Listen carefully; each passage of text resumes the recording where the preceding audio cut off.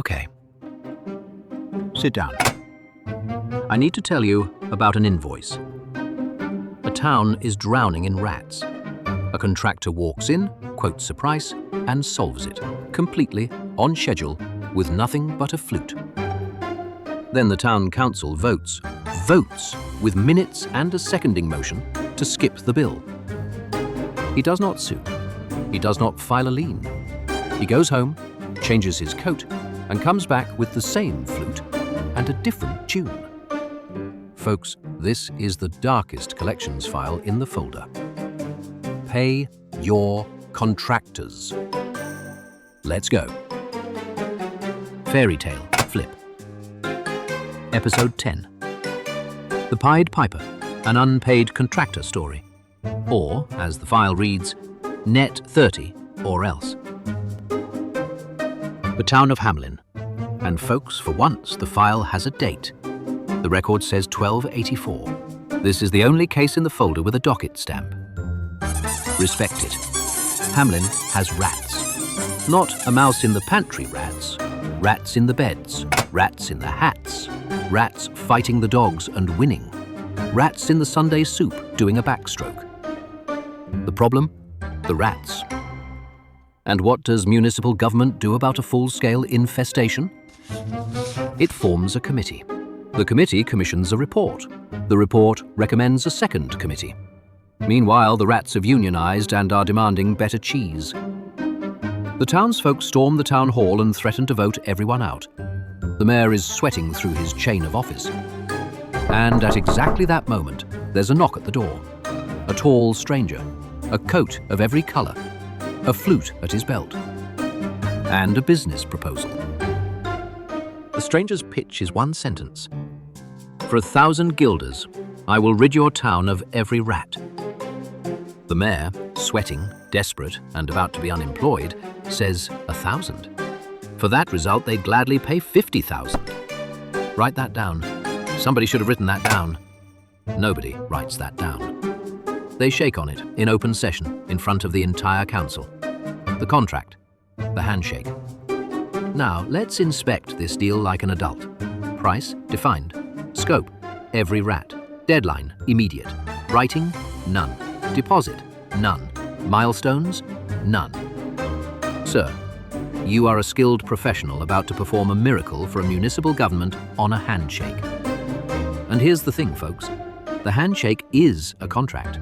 Oral deals are real deals. The problem is never whether it's binding. The problem is who remembers it that way at billing time. Remember who's in this room. 40 witnesses, every one of them on the debtor's payroll. Piper steps into the street, raises the flute, and plays. And out they come. From the cellars, the attics, the cheese shop, the mayor's own mattress, a river of rats, marching in formation, straight through town and into the Weser River. Now, you don't believe a flute did that. Nobody believes a flute did that. Fortunately, the clay budget cleared the 2-exhibit audit, and our dramatization unit is back.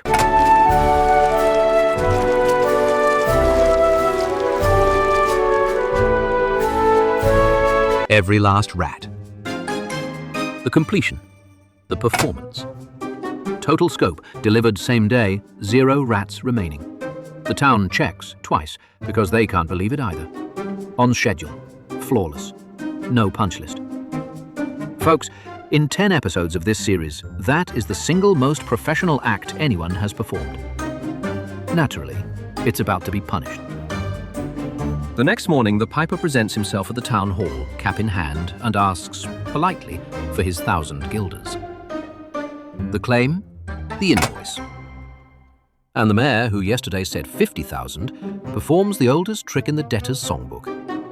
The rats, he observes, are dead. Dead rats cannot come back. The leverage floated down the Weser with the merchandise. So he offers 50. 50. Take it or leave it. And honestly, was anything really promised? Sir, you promised it in front of 40 people and a notary who was there for an unrelated wedding. Then they make it official. The council moves, seconds, and carries a resolution to deny payment, and records it in the minutes. The breach, the vote. Gentlemen, you have written a confession with an agenda item number. In 9 prior files, I have watched people destroy evidence, fake evidence, and eat evidence. You are the first defendants to have yours read into the record by your own clerk. Now, quick word from the profession. Here is what an unpaid contractor does, folks. Written demand by courier, keep a copy. Interest from the due date. A lien. A legal claim parked on the debtor's property until the bill clears, right on the town hall itself. Small claims court, where a minuted vote to stiff your creditor performs beautifully as Exhibit A. Judgment. Garnish the treasury. Boring, slow, undefeated. The piper does none of it. He stands very still, looks at the mayor for a long moment, and says one quiet sentence. You will regret this. Then he walks out of Hamelin without another word. The council celebrates. They saved 1,000 guilders. The mayor buys a commemorative hat. Folks, hear me. Silence from a creditor is not forgiveness. Silence from a creditor is drafting. And in this genre, unpaid balances accrue interest in ways no statute has ever contemplated. Weeks pass. June 26th. A feast day. The adults are all in church, presumably thanking heaven for their rat-free, debt-free town. And the piper returns. Same flute, new outfit, a hunter's costume, blood-red hat. A man does not change into collection clothes for a friendly visit. He raises the flute and plays a different tune. The remedy, the second tune. Now, I have to tell you what the original record says because this series reads the whole file. In the original edition, the second tune calls the children. 130 of them follow him out the east gate, up the hill, through a door in the mountainside, and the door closes. One boy on a crutch can't keep up, and he's left behind to tell it. That is the darkest page in this entire folder, and we are not performing it. The man's quarrel was never with the children. In this file, the children are off limits. Different edition. Watch. In this edition, the second tune skips every nursery in Hamelin and calls the council. Out they come in their feast day robes, the mayor in front, chain of office swinging, dancing helplessly in perfect tempo into the town square in front of the entire congregation. The tune does not stop. The dancing does not stop.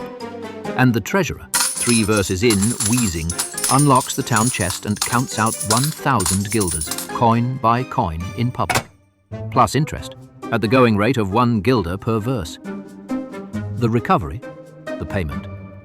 Let me be professionally clear. I cannot endorse this remedy. Compelled dancing is not process. It worked exactly once, because the debtor was too embarrassed to complain about it in front of the town. Do not build a collection practice on your debtor's shame. Use the boring tools. And the interest? The piper doesn't keep it. He endows a music school for the children of Hamelin. His quarrel was never with them. Now their scales are the council's problem forever. So let's review the file. The rats, the handshake, the performance, the invoice, the vote, the second tune, the payment. 1 flawless job, 1 deadbeat government, 1 remedy I am contractually obligated to frown at. The consequences? Hamelin adopts an ordinance. Every municipal contract in writing. Every invoice paid in 30 days. No exceptions, not even for miracles. The mayor loses re-election to the treasurer, who ran on the slogan, "I was counting under protest." The street where the tune played is renamed, and by law, no music is ever played on it again. Not out of grief in this edition, out of shame. And the piper walks on to the next infested town, where, I am pleased to report, he now carries a contract pad. So here's your fairy tale flip moral, folks. If somebody does the work, pay them. The invoice does not expire when the rats do. And if you're the one owed, the boring tools win. The flute is a remedy of last resort, and it is never your remedy. Next time on Fairy Tale Flip, a kingdom throws a christening, owns 12 golden plates, and invites 12 of the 13 fairies. The 13th shows up anyway, with a curse instead of a gift. The king's fix is the worst product recall in the folder, and when the deadline finally arrives, the entire kingdom sleeps through it for 100 years. Folks, every clock in the jurisdiction stops. Even the flies on the wall get a tolling agreement. See you then.